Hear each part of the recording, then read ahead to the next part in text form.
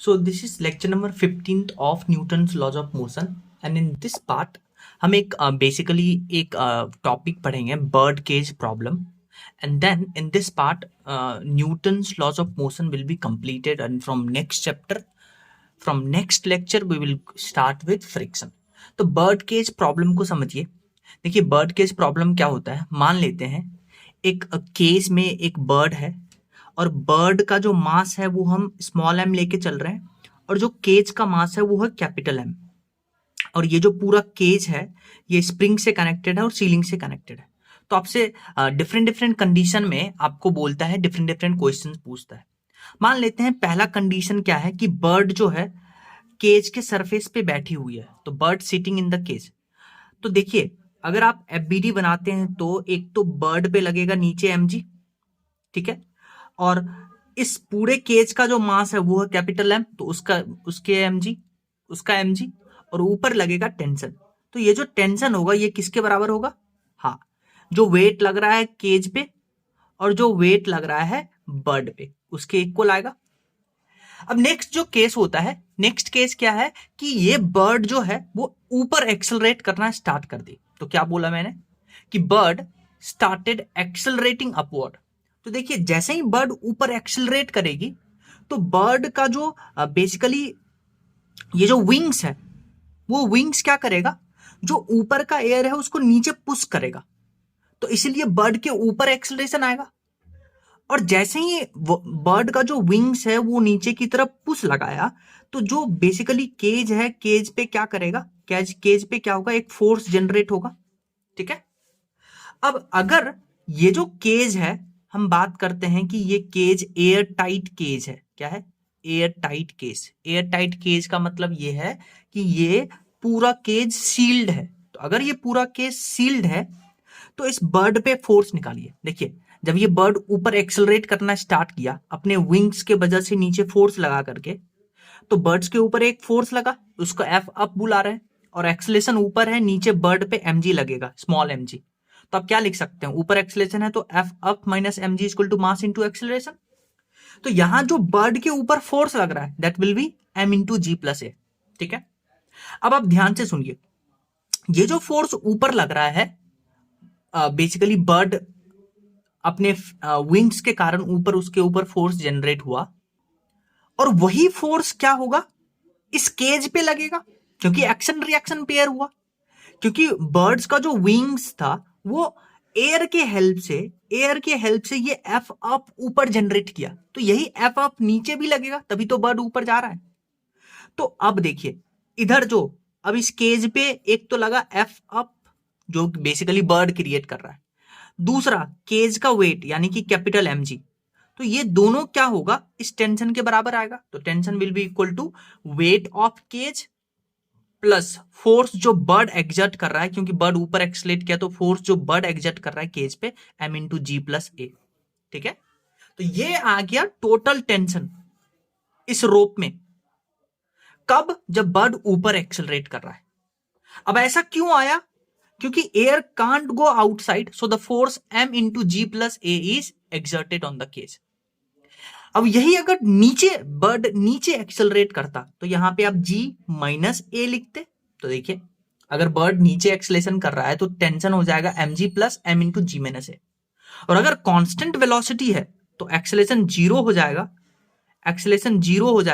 तो यहां से जो टेंशन आएगा weight of the cage plus weight of the bird, क्योंकि बर्ड का जो मास है वो स्मॉल एम है. ठीक है. ये कांस्टेंट वेलोसिटी का केस है. अब यहीं पे अगर मान लीजिए ये जो केज होता वो एयर टाइट नहीं होता, यहां पे केज में बेसिकली वायर केज होता, तो ये जो फोर्स नीचे लगा रहा है एयर के कारण जो लग रहा है, अब ये एयर यहां से बाहर निकल जाएगा. तो ये जो फोर्स है जो बर्ड एग्जर्ट कर रहा है केज के सरफेस पे वो खत्म हो जाएगा. तो ये एफ अप खत्म हो जाएगा. तो एफ अप खत्म हो जाएगा तो ये पूरा फोर्स खत्म हो जाएगा. तो अब जो टेंशन लगेगा वो सिर्फ और सिर्फ बेसिकली केज का जो वेट है उसके कारण ही लगेगा. तो ये उस कंडीशन को भी देख लेते हैं. सो फिर हम बात कर रहे हैं ओपन केज या वायर केज. ओपन केज या वायर केज का मतलब ये है कि अब एयर आसानी से इस केज से बाहर निकल सकता है. तो अगेन मान लीजिए सिर्फ और सिर्फ बर्ड बैठी हुई है केज में, तो बर्ड सीटिंग है तो टेंशन इसके बराबर आएगा, क्योंकि जो केज है उसका वेट लगेगा और साथ ही साथ जो बर्ड का है उसका वेट लगेगा। डन। अब बर्ड ऊपर एक्सेलरेट करेगी तो नीचे वो फोर्स एग्जर्ट करेगी, एयर के कारण जो फोर्स लगेगा। पर सिंस ये वायर्ड केज है तो सारा एयर यहां से बाहर निकलेगा, तो ये जो फोर्स एग्जर्ट कर रही है बर्ड उसको हम कैंसिल कर देंगे, तो air will move out. So m into ji plus A, ये वो फोर्स अपवर्ड फोर्स था जो बर्ड एग्जर्ट कर रही थी केज पे, ये फोर्स क्या करेगा, ये फोर्स खत्म हो जाएगा, will not act on cage. तो यहां जो अब टेंशन आएगा रोप में, ये टेंशन जो होगा वो सिर्फ और सिर्फ केज का जो वेट है, ये mg क्या है, ये केज का वेट है, तो टेंशन सिर्फ और सिर्फ इसके बराबर आएगा। चाहे बर्ड ऊपर एक्सेलरेट करे, चाहे बर्ड नीचे एक्सेलरेट करे, और चाहे वेलोसिटी कांस्टेंट हो केज का, सब केस में जो टेंशन है वो केज के वेट के बराबर आएगा। नेक्स्ट एक कॉन्सेप्ट है मैकेनिकल एडवांटेज का। मैकेनिकल एडवांटेज को समझने के लिए आपके पास मान लीजिए एक पुल्ली है, ठीक है। इस पुल्ली में हमने इस स्मॉल मास का जो ब्लॉक है वो हैंग करके रखा है, तो यहां लगेगा mg, इसमें लगेगा टेंशन। तो आपसे पूछा है कि ये टेंशन कितना रिक्वायर्ड है ताकि आप इस ब्लॉक को एयर में रखिएगा, तो अगर इस टेंशन को हम mg के बराबर कर देते हैं तो ये ब्लॉक एयर में आ जाएगा। तो मैकेनिकल एडवांटेज होता है कि कितना लोड है डिवाइडेड बाय कितना एफर्ट हम दे रहे हैं। एफर्ट क्या है, जो हम टेंशन खींच रहे हैं, और लोड क्या है, ये mg। तो यहां पे मैकेनिकल एडवांटेज हो जाएगा mg upon mg that is 1, ठीक है। अब जैसे यहां पे मैकेनिकल एडवांटेज 1 आ रहा है, इसका मतलब यह है कि आपको उतना ही एफर्ट लगाना पड़ेगा जितना की लोड है। पर मैकेनिकल एडवांटेज हम क्या करते हैं, यूज करते हैं क्रेन्स वगैरह में, ताकि जो बेसिकली कम एफर्ट से ही ज्यादा लोड हम कैरी कर सके। तो ये तो बेसिकली केस नहीं है, तो उसके लिए हम क्या करते हैं, एक और पुल्ली को इंट्रोड्यूस करते हैं। तो ये देखिए पुल्ली इंट्रोड्यूस किए, तो यहां देखिए अगर हम टेंशन लगाएंगे टी, तो ये टेंशन इधर टी, फिर इधर टी, फिर इधर टी, और इस रोप में भी सेम टेंशन है तो टी, तो नीचे लगेगा 2t। अब देखिए ये 2t mg के बराबर है, तो अब ये टेंशन आया mg/2। तो यानी कि मैकेनिकल एडवांटेज अगर आप लिखते हैं लोड अपॉन एफर्ट, तो लोड क्या है mg, और एफर्ट आप लगा रहे हैं mg/2, क्योंकि यही टेंशन तो एफर्ट है। तो अब देखिए मैकेनिकल एडवांटेज 2 आ गया। इसका मतलब यह है कि आप एफर्ट लगा रहे हैं mg/2, यानी कि आधा mg, और आप पूरा mg लोड कैरी कर रहे हैं। तो यही मैकेनिकल एडवांटेज है, लोड अपॉन एफर्ट के बराबर। अगेन अगर आपको और भी कम एफर्ट लगा करके ज्यादा लोड कैरी करना है, तो हम एक और पुली इंट्रोड्यूस कर देते हैं। तो देखिए मान लीजिए एक और पुली हम इंट्रोड्यूस कर दिए, तो कैसे फोर्स टेंशन कैसे ड्रॉ करेंगे, इधर टेंशन टी, तो इधर टेंशन टी, क्योंकि रोप सेम है, फिर यही रोप सेम है तो इधर टेंशन टी, फिर इधर हो जाएगा 2t, ये रोप सेम तो 2t, और इधर हो जाएगा 4t। अब देखिए 4t mg के बराबर है, तो यहां से टेंशन आ गया mg/4, और मैकेनिकल एडवांटेज होता है लोड अपॉन एफर्ट। लोड कितना है mg, एफर्ट कितना लगा रहे हैं टेंशन, टेंशन mg/4 के बराबर, तो मैकेनिकल एडवांटेज आ गया 4।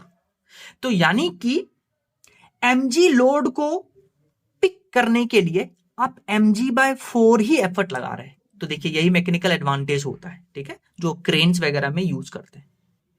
नेक्स्ट हम दो टर्म पढ़ते हैं, एक इनर्शियल मास, एक ग्रेविटेशनल मास। पहली बात तो ये इनर्शियल मास और ग्रेविटेशनल मास दोनों सेम ही है, पर अलग अलग केस में अलग अलग टर्म इंट्रोड्यूस कर देते हैं। जैसे जब आप न्यूटन का सेकेंड लॉ लिखते हैं, force equal to mass into acceleration, तो यहां जो मास है उसको इनर्शियल मास बुलाते हैं।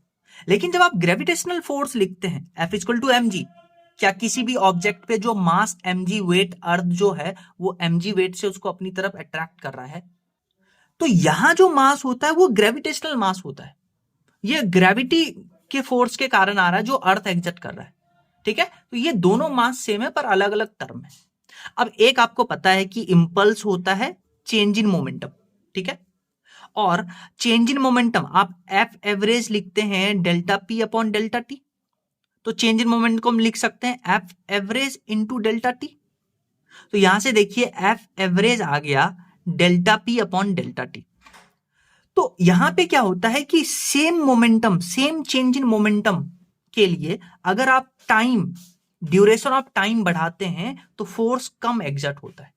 अब ये जो फेनोमेना है इसको यूज करते हैं, जैसे एक क्रिकेटर जब एक बॉल को कैच करता है तो सेम चेंज इन मोमेंटम के लिए जब वो हैंड को पीछे लेके आता है तो टाइम ड्यूरेशन को बढ़ाता है ताकि फोर्स जो लग रहा है एग्जर्ट हो रहा है वो कम हो जाए।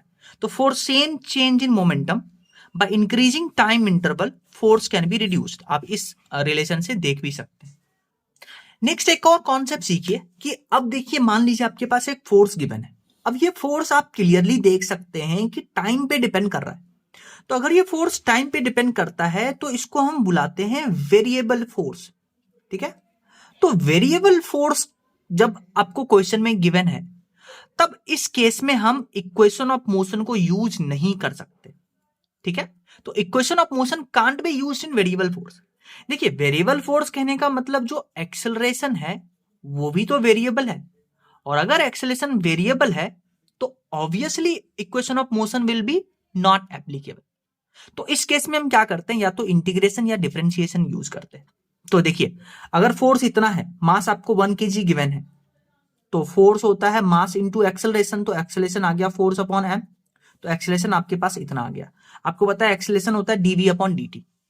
तो अब आप क्या करिए, dt को इधर मल्टीप्लाई करिए और इसको इंटीग्रेट कर दीजिए u से b तक और 0 से t तक।